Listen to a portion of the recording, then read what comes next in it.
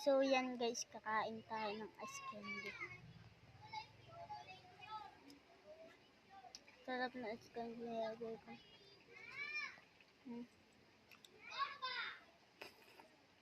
Pag tagli-5 lang yan, kalaki yan.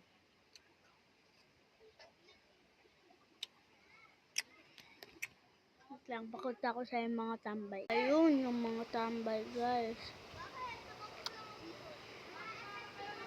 Wala yung aso ko. Ang ganun pa talaga. Ang sarap po. Kainit ang panahon. Kaya ako kumakain ng ice candy.